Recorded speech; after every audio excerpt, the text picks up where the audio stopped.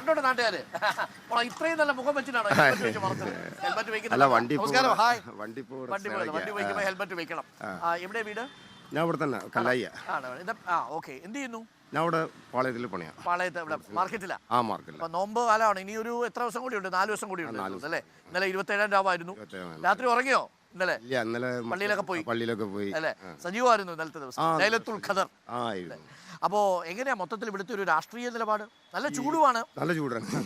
തെരഞ്ഞെടുപ്പിന് ചൂടുമുണ്ട്, അല്ലാതെ അന്തരീക്ഷത്തിൽ ചൂടുമുണ്ട് അല്ലേ?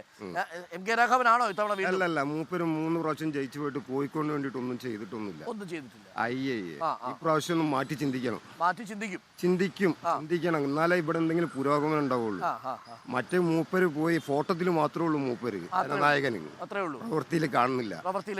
അപ്പോൾ ഒരു സാധ്യത കാണുന്നുണ്ട് ഇളമരം കരീമിന്. പിന്നെ മൂപ്പര് ഡിബേറ്റിനൊക്കെ പാർലമെന്റിൽ നല്ലതാണ്.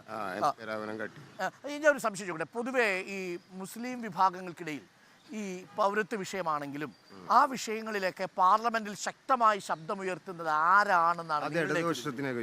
ആണോ? ഈ പ്രകടന പത്രികയിൽ പൗരത്വം ഒന്നും ഇല്ലാത്തത് തിരിച്ചടിയാവും?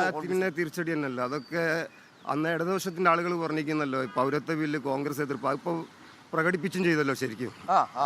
അപ്പൊ അതിനകത്തുണ്ട്, അങ്ങനെ വിഷയം അതിനകത്തുണ്ട്. തീർച്ചയായിട്ടും. Okay, thank you. അപ്പോൾ ശരി. അപ്പോൾ നമ്മൾ കോഴിക്കോട് നിന്നുള്ള ഒരു പ്രതികരണം, രാഷ്ട്രീയ പ്രതികരണമാണ് കേട്ടത്.